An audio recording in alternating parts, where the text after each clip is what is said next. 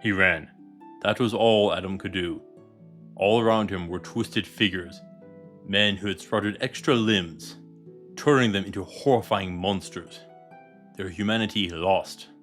That was all that was down here. Suffering and pain.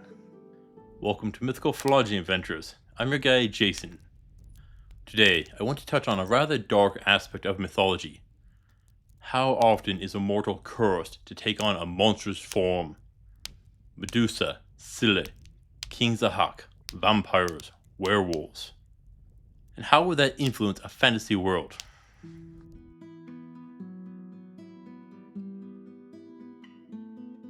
There are many monsters in mythology, and some come from cursed mortals. And the short answer is that each will need to be handled differently. But there are a few groups we can look at.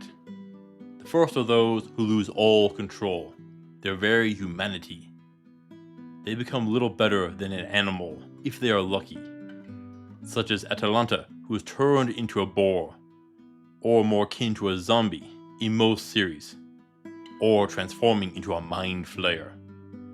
This could also be a werewolf or vampire, but they have special considerations, which is why I put them in the next group. Though vampires will fall into both categories depending on the story. These are ones with no control. They can't even remember being human. Instead, they are something new. How would a fantasy world handle these individuals? Well, I would wager most solutions would involve using a Swiss sword and being set to the flame. A grim fate to be sure. But you don't even remember being human anymore. That removes any grief from their demise. Yet I'm sure that somewhere in the back of their loved one's mind, they have to be asking, could they have been saved? Could their humanity have been restored? Hoping beyond logic, reason, and sanity that some miracle can occur to bring them back. These are people who would lock up a monster and keep providing it food while attempting to contact every demon, devil, and jinn that they can hear while endlessly praying in every temple. All of them to achieve the impossible. These people could be just as dangerous ultimately. You can't reason with them, and there's a high chance that society would ostracize them, which would cause them to live in isolation.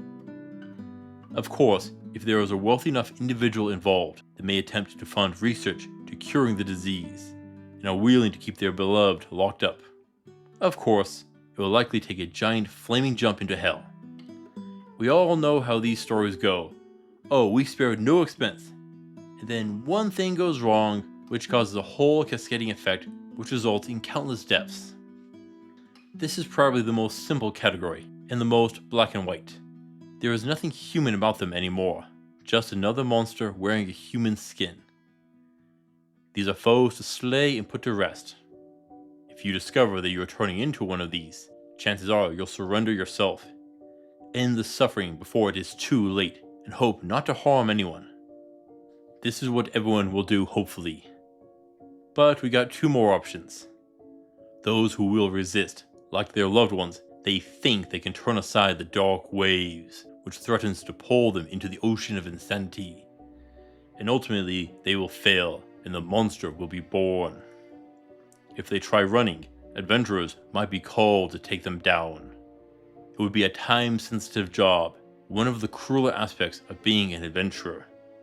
Here it is morally and emotionally taxing to be forced to do this, but it is for the better.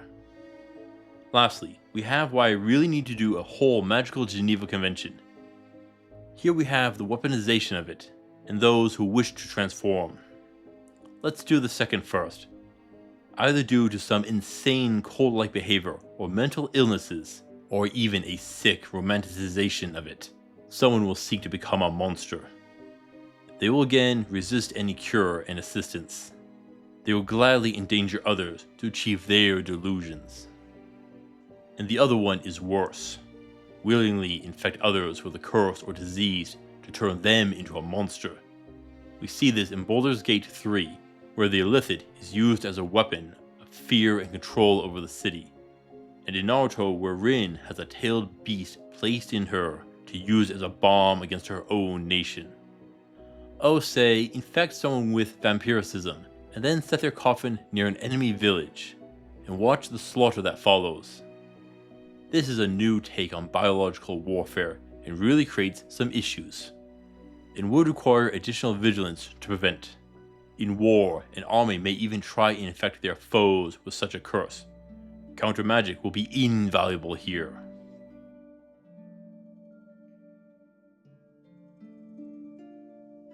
Second category are those who straddle the line between control and chaos. Here we have things like werewolves, who are only a danger during the full moon, and some types of vampires who maintain some of their humanity, enough that they know killing others is wrong and can resist the temptation. Here there is still hope. They aren't completely gone. Some part of them is still human. With the werewolf, you could probably live a pretty normal life. Sure, you need to prepare a cage for the full moon, but the rest of the month you could hold on to a job, travel, have friends, and even get married. Sure, there might be some smaller issues that pop up, but this should be manageable, right? And this is how it could be seen, as a disease which must be managed. Potentially, there's a split that I can see occurring.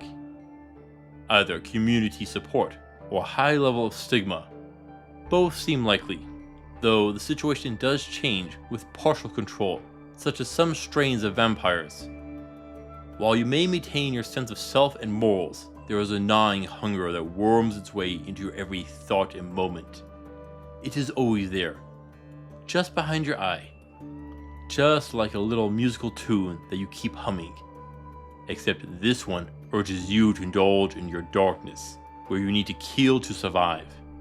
If it is only drinking blood, then a society may be able to support them. But flat out killing, that is a hard line to cross. Sure, you could feed them criminals, but how many do you have each year that get the death penalty? Sure, that could lead to more people being falsely charged and political issues, but let's stay on topic. There is a limit to how many you could supply, what happens when they lose control. Such as what happened when Odysseus passed Scylla. She had tried to control herself, but in the end devoured 6 of his men. Or if they get framed. Generally, I would say that the more control the individual has, the more accepted they might be. But more aggressive ones could be a problem.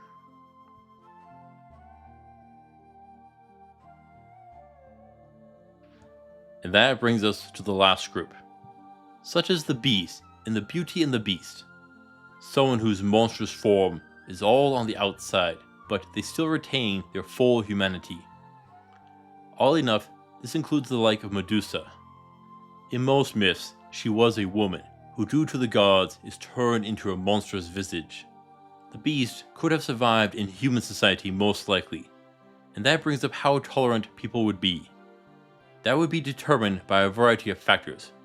What is their relationship with other races? More hostility would mean a bigger issue for the Beast. The problem is with people like Medusa, who has in addition to her curse harming others who see her. Regardless of her actions, I do not see a way for her to live in society. Even with every precaution taken, there will still be incidents. As like what happened in mythology, she would end up being hunted. Even if she runs and attempts to hide, trouble will find her. There is one group of undead we need to look at. The Lich, a sorcerer who has found a way to survive as an undead, but maintains their faculties. Often this is viewed as amoral magic. Their body is often nothing more than a skeleton, and they tend to be evil. Yet it might be possible for one to live with people. It would depend on how they interact with people to know for sure.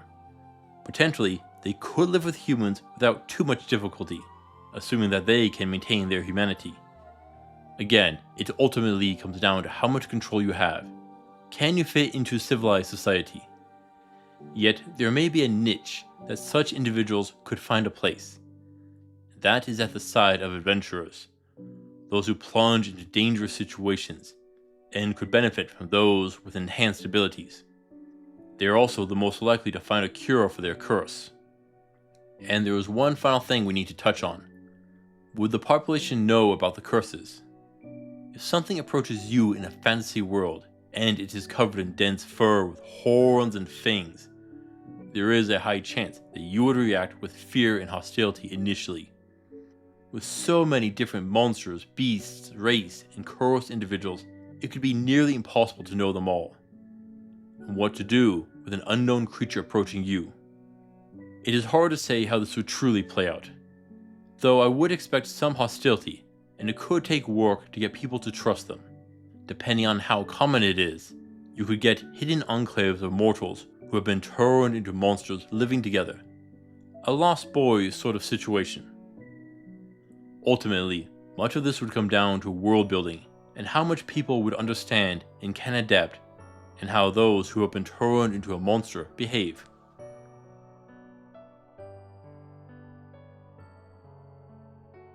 A massive figure stood before Adam. It had multiple heads jutting out in strange places. A sickly sound escaped its mouth. All it did was spur Adam on. Everywhere he looked, some new horror faced him. Something that might have been human once, but not anymore. How a world would react to a person becoming a monster is an interesting topic to be sure. For a fantasy world, the fact that things can change and swing wildly can quickly shift things in unexpected ways to be sure. Thank you for watching, adventurers. Please return next time for a tour of the 9 circles of hell. Until then, I'll see you on the roads.